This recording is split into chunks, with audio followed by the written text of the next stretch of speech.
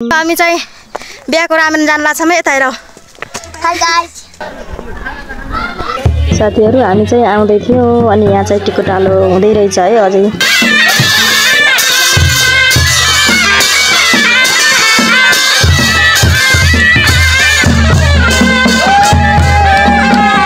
Hello साथीहरु, स्वागत छ आजको न्यू भ्लगमा। आज चाहिँ म भ्लग घरदेखि नै सुरु गर्दै छु। बिहान उठिसके म चाहिँ 6:30 बजेतिर उठिसके अनि उठेर भक्कर उठेको छ साथीहरु। अनि उठेर अब घरको यसो काम गर्न सुरु गर्दै छु।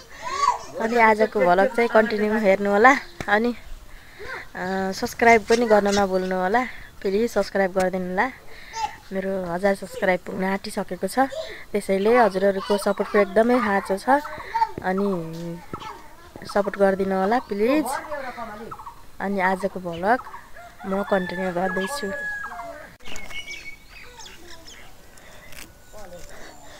भक्कर पलाखा साथीहरु यत्रो छ है।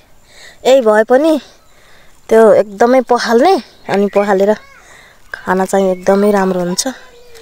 अनि यो यसरी खाएको झन् यो जरासित खाएको झन् एकदमै जरासँगै खान्छौं नि हामीले।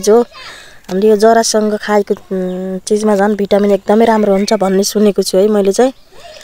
अनि त्यसैले यस्तै भए पनि खान पर्यो। यो साग भन्दाखेरि साथीहरु मलाई फेरि एकदमै मन पर्छ साग भनेसी। साग भनेसी मलाई त लास्टै मन पर्छ साथीहरु। साथीहरु मैले चाहिँ यति साग चाहिँ टिपे साथीहरु। पानी पर्यो साथीहरु। अब चाहिँ घर जान्छु है म चाहिँ।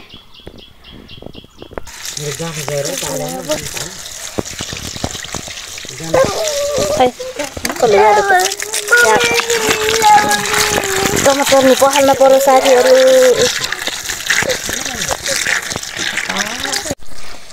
साथीहरु भाउजू चाहिँ यहाँ खाना बनाउँदै हुनुहुन्छ।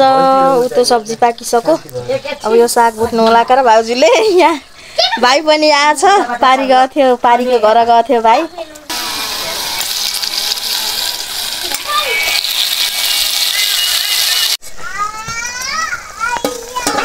हामीले चाहिँ अदुवा राखिसकेका छौं। साथीहरु म चाहिँ अब खाना खान लागेको है साथीहरु। यहाँ अरूले अहिले पछि खानुहुन्छ, म चाहिँ यता काम छ मेरो, त्यही भएर एकछिन यहाँ खाना खान थालेको साथीहरु। अब मैले अलि चाँडै खान लागेको छु। अरू आमा भाउजूहरुले खानु भएको छैन, अलि पछि खाने भनेर म चाहिँ खाना थाले है साथीहरु। साथीहरु यो चाहिँ हिजोको मासु हो मेरो, थोरै बचेको थियो। अनि यो चाहिँ खली र टमाटरको अचार, यो चाहिँ तोरीको साग, अनि यो चाहिँ सोयाबिन र आलु हो। धेरै थरी भयो है साथीहरु आज चाहिँ। म चाहिँ खाना लागे साथीहरु। पानी पनि लिएछु। यो चाहिँ नानी हो मेरो। साथीहरु म चाहिँ मेरो काम पनि सकेर अब चाहिँ हामी रेडी भएर बिहामा जान लाग्यौं। हामी चाहिँ बिहाको रामेन जान लाग्छौँ यता हेर। हाय गाइस बिहाको रामेन जान लाग्छौँ साथीहरु। मेरो फाइनल लुक। म चाहिँ बिहा खाना हो नि, बिहे खानाको लागि निम्ता पनि थियो। निम्तो मान्न भाउजू र आमा गएर आइसक्नु भएको छ। हामी चाहिँ राम मात्र हेर्न जान लाग्छौँ। यतै हाम्रो छिमेकमा हो साथीहरु, त्यही भएर जान लाग्छौँ साथीहरु। यहाँ पनि बिहा भएको थियो के साथीहरु। यहाँ पनि अस्ति भर्खर बिहा भएको थियो, त्यही भएर यस्तो छ।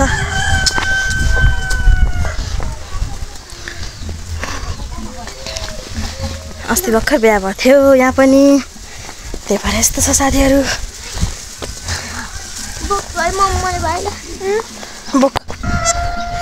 बिहा भएको चाहिँ यहाँ हो है साथीहरु।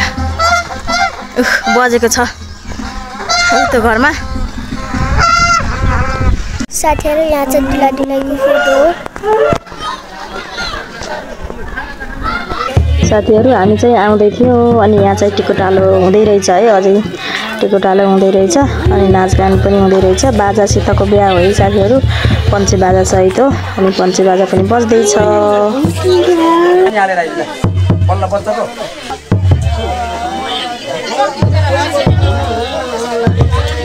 हाम्रो गाउँतिर चाहिँ बेहुला बेहुली पनि नाच्ने चलन छ है साथीहरु।